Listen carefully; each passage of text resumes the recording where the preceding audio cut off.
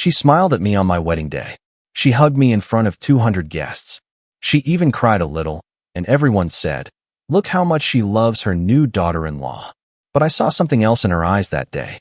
Something cold. Something that felt like a warning. I just didn't want to believe it. My name doesn't matter. What matters is what happened to me over the next 3 years. Because if you are married, engaged, or even just dating someone whose family seems too perfect, I want you to listen closely.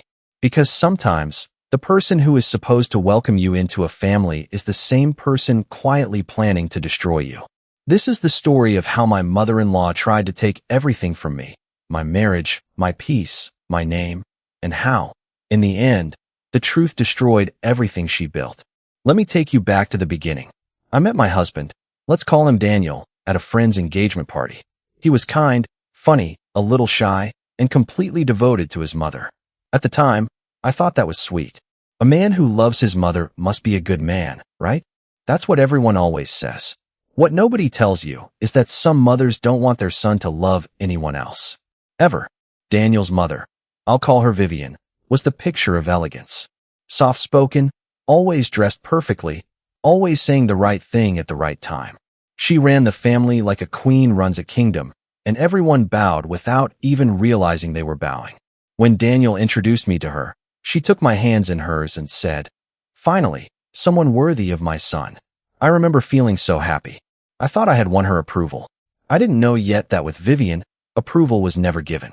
It was only ever borrowed, and she could take it back whenever she wanted.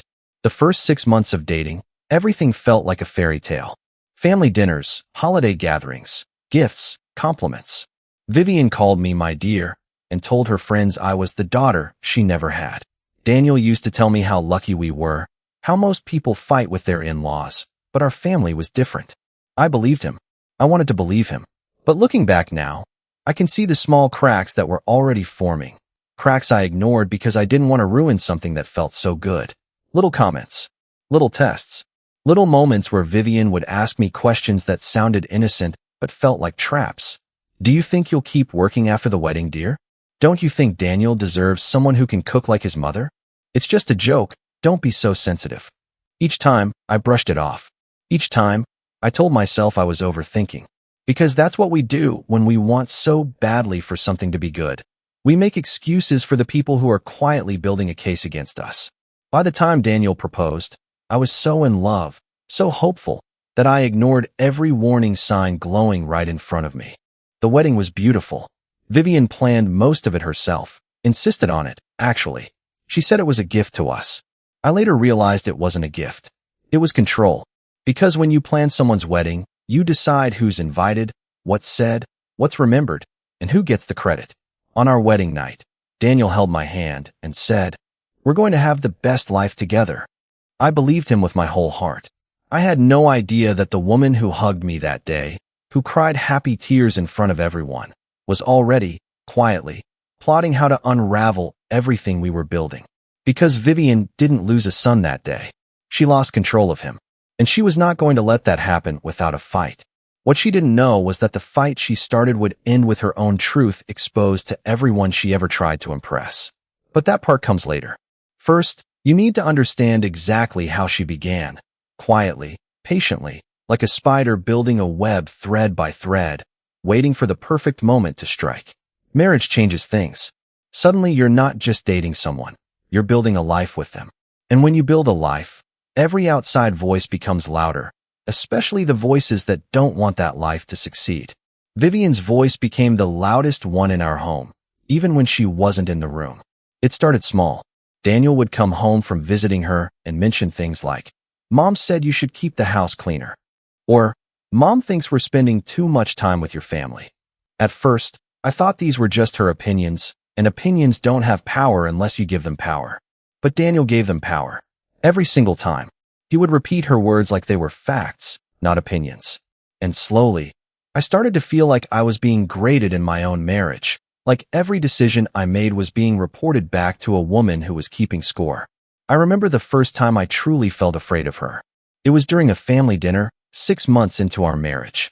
I had cooked a meal I was proud of, a recipe from my own mother. Vivian took one bite, put down her fork, and said, with a soft smile, "It's interesting. Not how we do it in this family, but interesting. Everyone laughed a little, thinking it was harmless. But I saw the look she gave Daniel. A look that said, see, she doesn't belong here. That night, Daniel didn't defend me. He just said, she's just particular about food, don't take it personally. But it was personal. It was always personal with Vivian. She never raised her voice. She never said anything you could point to and call cruel. That was her weapon. She attacked so softly that if you complained, you looked like the unreasonable one. Over time, the comments grew sharper, even while her tone stayed sweet. Are you sure you want to spend money on that? Daniel works so hard. You know, in my day, wives didn't need so much me time. I just worry Daniel isn't as happy as he pretends to be. That last one shook me the most, because it planted a seed of doubt, not about her, but about my own husband, about my own marriage, about myself. I started questioning everything. Was I not doing enough? Was I really failing as a wife? I found myself trying harder and harder to please a woman who, I now understand, could never be pleased, because pleasing her was never the goal. Control was the goal. Slowly, she started inserting herself into decisions that should have been between me and Daniel. Where we would spend holidays, how we would spend our money, even which friends Daniel should keep in his life. And the most painful part? Daniel let her. Not because he didn't love me. I know now that he did. But because he had spent his whole life believing that going against his mother meant being a bad son. She had built that belief in him since childhood, brick by brick, long before I ever came into the picture. I remember one night, after a particularly tense family gathering, I asked Daniel a simple question. Do you think your mom likes me? He paused for a long time before answering. She just needs time to adjust, he said. Give her time. I gave her time. Weeks turned into months. Months turned into years. And instead of the relationship softening, it only grew sharper, quietly, carefully, like a blade being sharpened behind a curtain, waiting for the right moment to be used. What I didn't know yet was that Vivian wasn't just adjusting to me being in the family. She was preparing to remove me from it. And she had already begun laying the groundwork, with lies so small, so carefully placed, that by the time I realized what was happening, half of the family already believed I was the problem. The real betrayal hadn't even started yet, but it was coming. And when it came, it would shake my entire world to its foundation. There is a particular kind of pain that comes from being betrayed by someone smiling at you. It's worse than an enemy's attack, because you never see it coming from someone who calls you family. It was during our second year of marriage that I started noticing something strange. Family members who used to be warm toward me began acting distant. Daniel's cousin stopped inviting me to gatherings. His aunt made a comment about how I changed Daniel and made him less available for family. Even Daniel's childhood friends started treating me with a strange, careful politeness, the kind people use when they've heard something about you, but don't want to say it to your face. At first, I thought I was imagining it. But one afternoon, everything became clear. I was at a family baby shower, and Daniel's aunt pulled me aside. She looked uncomfortable, almost sorry for me, and said, I just want you to know, we don't all believe what Vivian says about you. My whole body went cold. What does she say about me? She hesitated, then told me the truth. Vivian had been telling the family, quietly, one conversation at a time, that I was controlling, that I didn't let Daniel see his family enough, that I was cold to her, even rude behind closed doors, that I only married Daniel for financial comfort, not love, that I had once said something disrespectful about his father, who had passed away years earlier, something I never said, something I would never say. Every accusation was a lie, but it didn't matter because Vivian didn't need proof. She needed only repetition. She would say these things softly, sadly, like a worried mother rather than an attacker. I just don't want to see my son hurt, she'd say. I just wish she would be kinder to me. And every person who heard it felt sympathy for her and suspicion toward me. I confronted Daniel that night, shaking, showing him what I had learned. And for the first time, I saw doubt in his eyes, not about his mother, but about me. Why would she lie like that, he asked. Not, I'm sorry this happened to you. Not, let's fix this together. Just doubt. That was the moment I understood the depth of what I was dealing with. Vivian hadn't just criticized me in private. She had built an entire narrative, distributed carefully across the family, designed to slowly turn everyone against me while she remained the sweet, worried mother in everyone's eyes. And it was working. I tried to defend myself, But every defense sounded desperate, because that's exactly how she designed it. If I stayed calm, she called me cold. If I got upset, she called me unstable. If I explained myself, she called me manipulative. There was no way to win, because the game had been rigged long before I even knew we were playing. The worst part wasn't the lies themselves. It was watching my husband slowly absorb them, drop by drop, until I could feel a wall growing between us.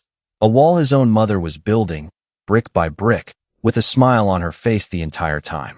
I remember crying in our bathroom one night, quietly, so Daniel wouldn't hear. I looked at myself in the mirror and asked, how do I fight someone who never raises her voice? How do I expose someone everyone believes is kind? I didn't have an answer yet. But that night, something shifted inside me. The fear started turning into something else. Something sharper. Something that would eventually become my greatest weapon. Because if Vivian wanted to play a quiet game of lies and control, then I would learn to play it better than her. Not with lies. With truth. I just needed to find the right moment and the right proof to bring that truth into the light. In the days after that conversation with Daniel's aunt, I found myself replaying old memories with new eyes. The dinner where Vivian's sister-in-law had asked me, out of nowhere, if everything was okay at home. The baby shower where a distant cousin had hugged me a little too tightly and said, "Stay strong, honey," as if I were going through something everyone else already knew about. At the time, these moments confused me. Now I understood, they weren't confusion. They were people responding to a story about me that I had never even heard, a story that had been circulating quietly for months, maybe longer. I began to notice how skillfully Vivian tailored her lies to each listener. To the family members who valued tradition, she painted me as disrespectful of customs. To the ones who cared about Daniel's career, she painted me as a distraction, someone pulling him away from his ambitions. To the older relatives who valued family closeness above all else, she painted me as someone trying to isolate her son. Each lie was different, but they all led to the exact same conclusion. I was the problem, and she was simply a concerned mother trying to protect her family. What made it so effective, and so painful, was that she never said any of it with anger. She said it with a sigh, with a sad shake of her head, with the practiced sorrow of someone who seemed to be carrying a burden she never wanted, rather than someone actively creating one. It's a difficult thing to fight, because you cannot point to a single loud, cruel sentence and say, "There, that's the proof." Her cruelty lived in patterns, not moments, and patterns are much harder to prove than a single ugly outburst. What I didn't know yet was how much worse things were about to get before that moment finally arrived. Every story like this has a breaking point, a moment where you stop hoping things will get better and start realizing you have to save yourself. Mine came on a rainy Tuesday evening, 8 months after I learned about the whispers. Daniel had been distant for weeks. Quiet. Distracted. I told myself it was work stress.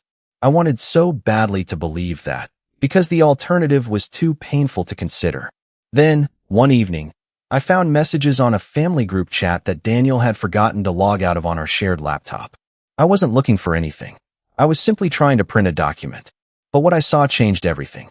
Vivian had written a long message to the extended family, explaining that she and Daniel had been discussing concerns about our marriage. She wrote that she believed I was isolating Daniel, that I had financial motives, and, most painful of all, that she suspected I had been unfaithful, based on nothing but a comment I made months earlier that she had twisted completely out of context. I felt like the floor disappeared beneath me. But what broke me wasn't just her words. It was Daniel's response in that same chat. He didn't defend me. He wrote, "I've been having doubts too. Maybe we rushed into this marriage."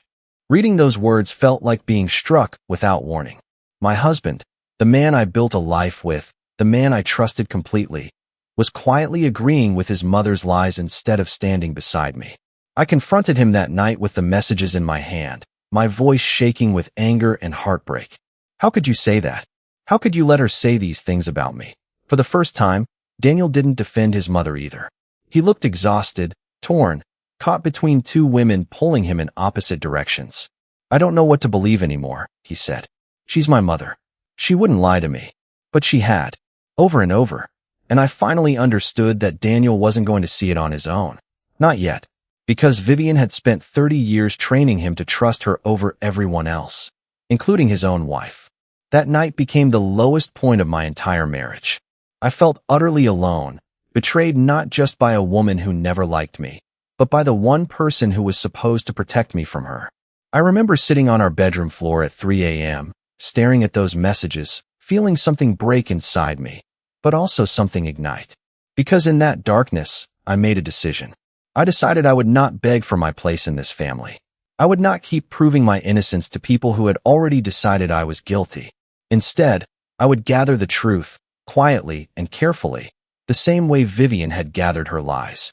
If she wanted to build a case against me in secret, then I would build a case for the truth, one that no one could argue with, no matter how sweetly she smiled. I started small. I saved every message.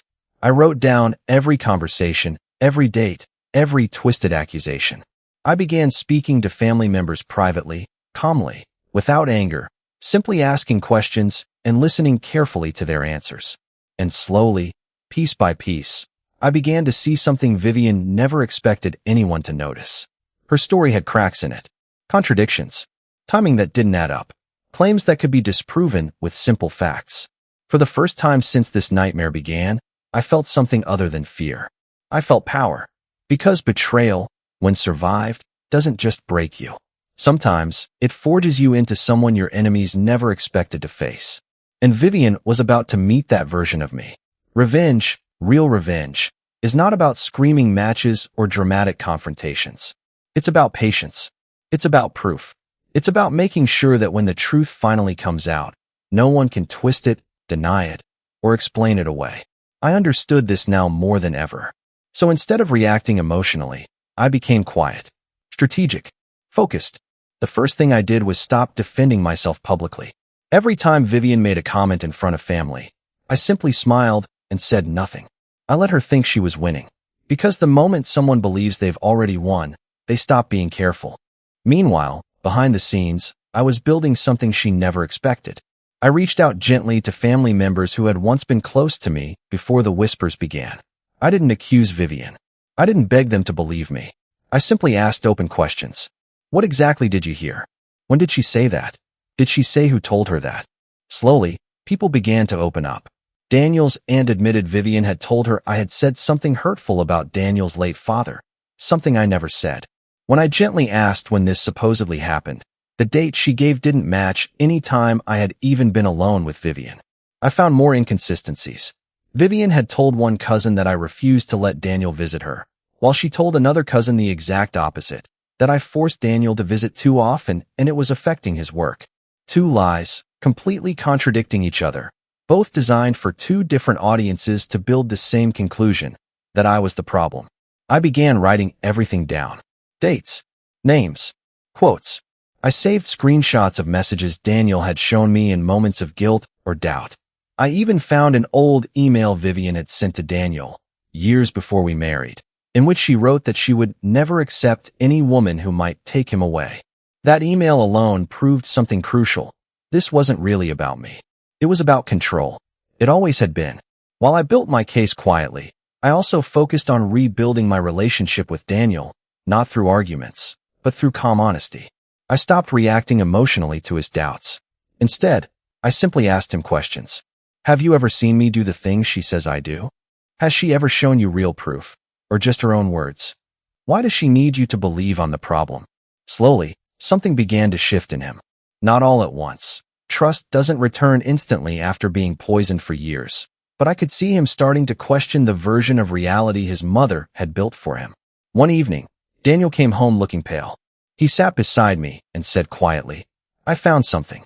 He had gone through old messages himself and discovered his mother had once told his sister that she needed a good reason to separate us, long before any of the recent accusations began. That was the crack in the wall I had been waiting for. For the first time, Daniel wasn't just doubting me. He was starting to doubt her. I knew then that the moment was close. I had the proof. I had the timeline. I had the contradictions written out clearly enough that no clever excuse could explain them away. But I also knew something important. Exposing Vivian too early or too emotionally could backfire. She was skilled at making herself the victim. If I attacked her carelessly, she would simply cry, act wounded, and turn the room against me again. So I waited for the perfect moment. A moment where the entire family would be present. A moment where the truth couldn't be dismissed as one person's word against another. That moment was coming soon.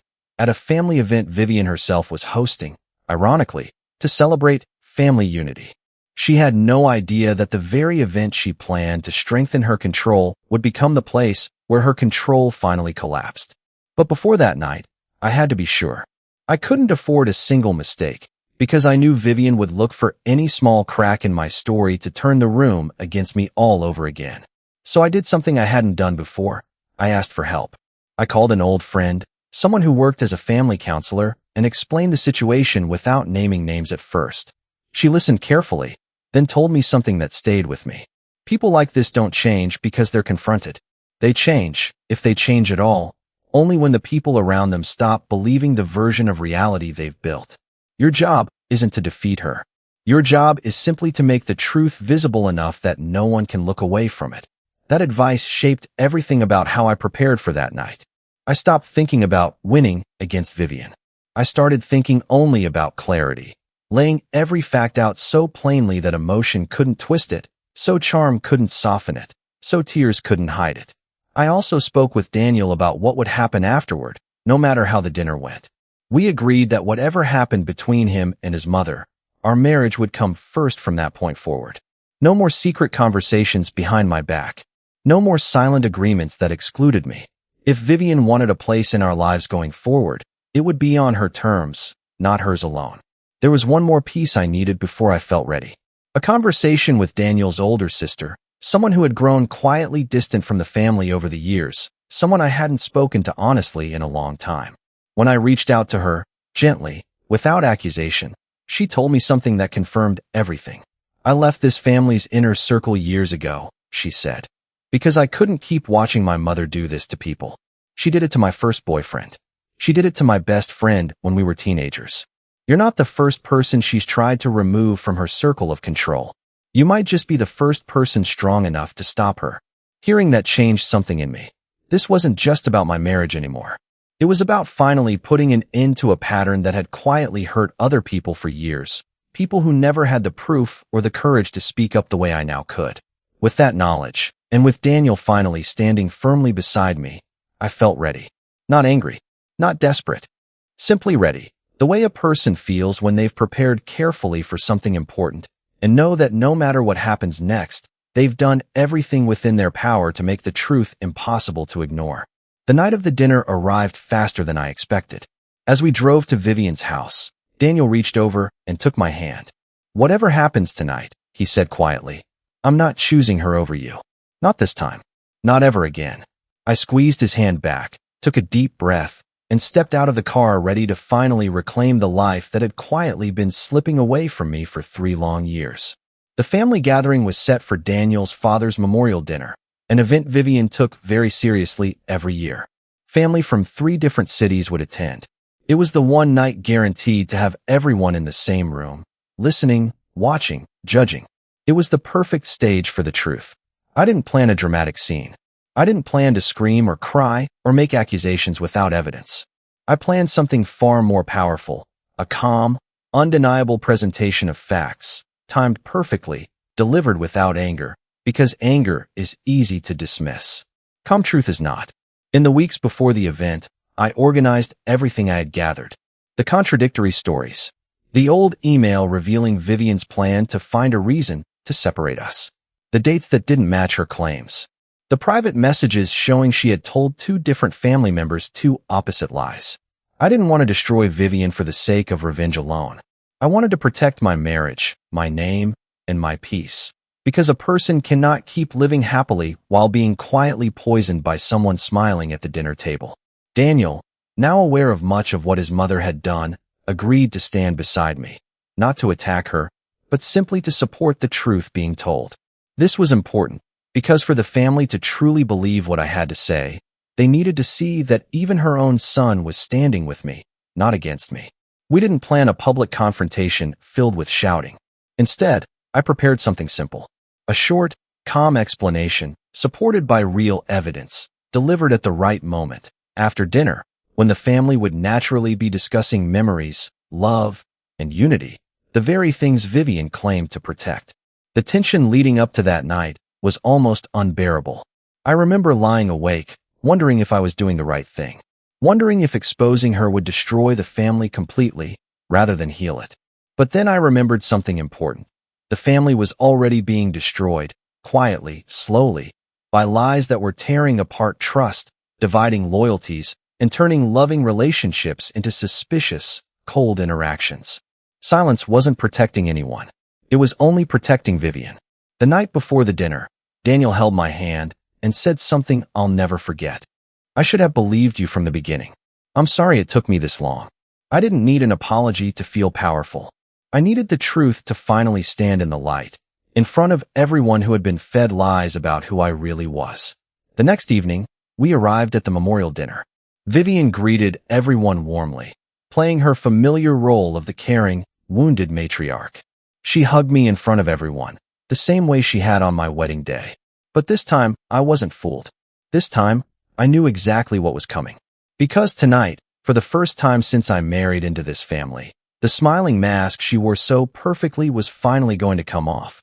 Not through anger, not through accusations, but through simple, undeniable truth. And once truth enters a room, it cannot be unheard. Dinner went exactly as expected. Warm conversation.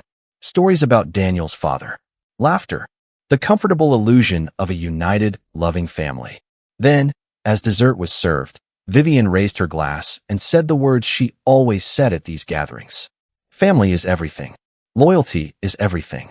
And I have always tried to protect this family, even when it's hard. It was the perfect opening. I stood up gently, not with anger, but with calm confidence. Vivian, I agree completely. Family is everything. Which is why I think it's time we talk honestly, as a family, about what's really been happening these past few years. The room went quiet. Vivian's smile flickered, just slightly, but she recovered quickly. Of course, dear. What's on your mind? I didn't raise my voice. I didn't accuse her directly at first. I simply asked, calmly, do you remember telling Aunt Claire that I refused to let Daniel visit you? She hesitated. I don't recall exactly. And do you remember telling Cousin Ryan that I forced Daniel to visit too often, and that it was affecting his work? Her expression shifted.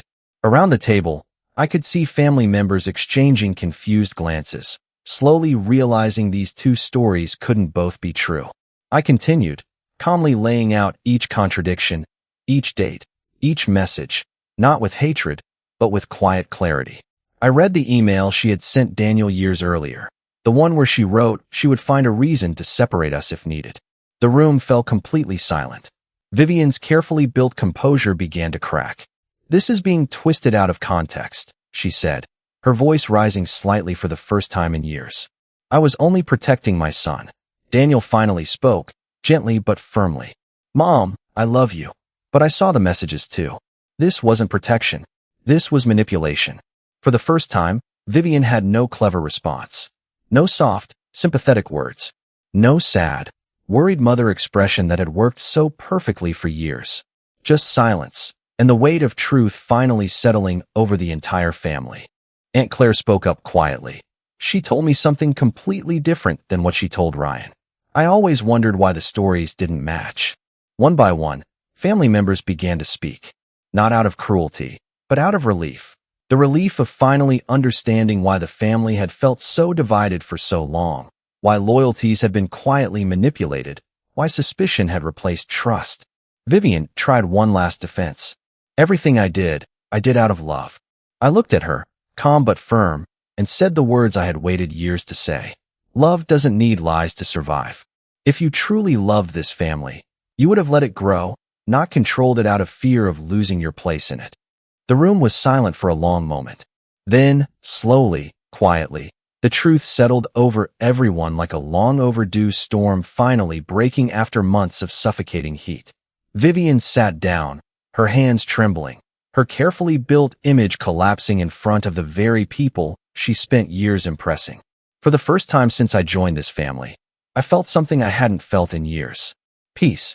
The days after that dinner were strange. Not explosive, not dramatic, just quiet, heavy, and honest. Some family members reached out to apologize for believing the lies they had been told. Aunt Claire called me personally, her voice full of regret. "I'm so sorry," she said. "We should have asked more questions instead of just believing her." Cousin Ryan admitted he had started distancing himself from me based purely on Vivian's stories, without ever hearing my side. "I feel foolish," he told me. "She was always so convincing." That's the thing about manipulation. It doesn't work because people are foolish. It works because manipulators are patient, careful, and skilled at appearing sincere. Most people don't expect kindness to be a mask. That's exactly why it works. Vivian, for the first time in years, went quiet. She didn't call. She didn't send messages filled with soft accusations. The silence was almost eerie compared to years of constant, carefully placed comments. Daniel struggled the most in those weeks. Despite everything, she was still his mother, and untangling 30 years of learned loyalty doesn't happen overnight, even after the truth comes out. He needed time to process not just what she had done, but why she had done it. The fear of losing control, the fear of no longer being the most important woman in her son's life. We had several long conversations during that time. Daniel told me something important. "I think part of her never stopped seeing you as a threat, not because of anything you did, but because you represented something she couldn't control, my independence." That explanation didn't excuse what she did, but it helped both of us understand the roots of it. Roots built long before I ever entered the picture. Slowly, Daniel began setting boundaries with his mother for the first time in his life. Firm but respectful boundaries. He told her that any future relationship between them would require honesty, not manipulation. That if she wanted to remain close to her son, she needed to respect his marriage, not compete with it. It wasn't easy. Vivian resisted at first, falling back into old patterns of guilt and sadness, trying to paint herself as the victim once again. But this time, the family no longer automatically believed her. The truth had already been spoken. It couldn't be erased.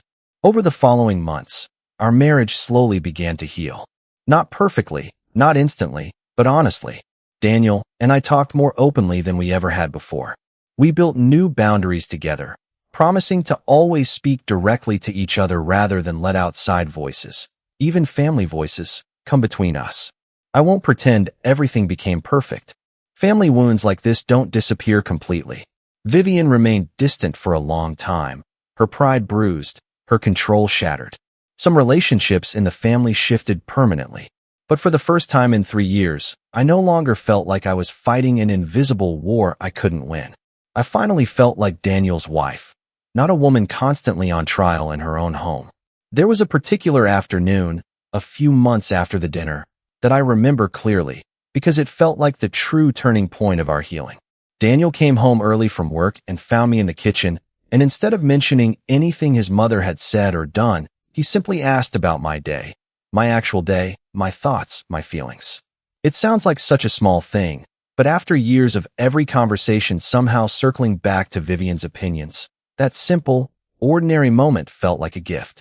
We started rebuilding small traditions of our own, ones that had nothing to do with his family's expectations. Sunday mornings became just for us. No calls, no obligatory visits, no reporting back on what we'd eaten or where we'd gone. At first, this felt strange to Daniel, almost like he was doing something wrong. Years of conditioning don't disappear just because the truth has been spoken once. But slowly, the guilt faded, replaced by something that felt a lot like relief. Vivian did eventually reach out, several months later, asking to meet with just the two of us. I agreed, cautiously, because I believe people deserve the chance to show growth, even after everything. The conversation was tense, and she still, at times, tried to reframe what had happened as a misunderstanding rather than a pattern of manipulation. But there was also, for the first time, a flicker of something that looked like real reflection. She admitted, quietly, that she had been afraid of losing her place as the most important woman in her son's life, and that fear had made her do things she wasn't proud of. I didn't fully forgive her that day, and I'm not sure forgiveness in the traditional sense is even something I owe her. But I did tell her clearly what I needed going forward: honesty, respect for our marriage, and no more secret conversations designed to divide us. She agreed, and so far, months later, she has largely kept to it. Trust, once broken this deeply, doesn't return overnight. It returns in small, consistent actions, over time, if it returns at all. And that peace, more than any dramatic revenge, was worth everything I had gone through to reach it. Looking back now, I don't feel hatred when I think about Vivian. I feel something more complicated, a mixture of sadness and understanding, wrapped around the relief of finally being free from years of quiet manipulation. I learned so much through this experience, lessons I believe every person should carry with them, especially those facing similar situations in their own families. The first lesson is this: manipulation rarely looks like cruelty. It looks like concern. It looks like love. It looks like someone who claims to only want what's best for you, while quietly working to control every part of your life. If someone's kindness always seems to come with control, question it gently, but seriously. The second lesson is this: silence protects manipulators, not victims. For years, I stayed quiet, hoping things would improve on their own. They didn't. They only grew worse, because silence gave Vivian room to keep building her narrative unchallenged. Speaking the truth, calmly and with proof, was the only thing that finally broke her pattern. The third lesson, and perhaps the most important one, is this: the truth doesn't need volume. It doesn't need anger or dramatic confrontation. It simply needs patience, evidence, and the right moment to be spoken clearly. When you present truth calmly, it becomes almost impossible to argue against, because it isn't built on emotion, it's built on facts. I also learned something about my husband, and about relationships in general. Love isn't just about staying loyal through hard times. It's about being willing to question even the people you've trusted your whole life, when evidence shows you a truth you don't want to see. Daniel's willingness to eventually face that truth, even about his own mother, was what ultimately saved our marriage. And finally, I learned something about myself. I learned that I am capable of standing firm, even when an entire family seems to be standing against me. I learned that quiet strength, patience, and calm determination can overcome even the most carefully built lies. If you are going through something similar right now, if someone in your life is quietly working to turn people against you while wearing a smile, I want you to know this: you are not powerless. You don't need to scream to be heard. You don't need to fight fire with fire. Sometimes, the most powerful weapon you have is simply the truth, gathered carefully and spoken clearly at exactly the right moment. Protect your peace. Gather your proof. Choose your moment wisely. And never let anyone convince you that staying silent is the same thing as being weak. Sometimes, silence is simply the space where strength is quietly being built. It's been over a year now since that dinner. Life looks different in our home. Calmer, more honest, more secure. Daniel and I are stronger than we've ever been. Not because we avoided hard conversations, but because we finally learned to face them together, instead of letting outside voices control the narrative of our own marriage. Vivian and I have not fully reconciled, and I'm honestly not sure if we ever completely will. But there is a strange kind of respect between us now. The respect that comes when someone realizes their old tactics no longer work, and that the person they once tried to control has become someone they can no longer manipulate. Sometimes, I think about that day at the wedding, when she hugged me and cried in front of everyone, when I felt so hopeful about becoming part of a united, loving family. I don't regret that hope. I don't regret trusting her at first. Trusting people, giving them the benefit of the doubt, isn't a weakness. It's simply part of being human. What I do believe now is this: some people will only ever respect boundaries once they see proof that you cannot be controlled through fear, guilt, or manipulation. Some relationships only heal once the truth forces everyone involved to stop pretending. If there's one thing I want you to take from this story, it's this: pain like this can break you for a while, but it doesn't have to break you forever. Betrayal, even from someone close to you, even from someone who is supposed to love and welcome you, doesn't define your worth. It simply reveals the truth about the person doing the betraying. And truth, no matter how carefully hidden, no matter how many soft smiles are used to cover it, always finds its way into the light eventually. If you're facing something like this right now, hold on to your patience. Hold on to your calm. Gather your truth quietly, the same way I did, and trust that the right moment will come to speak it clearly. Because in the end, the loudest voice doesn't win. The truest one does.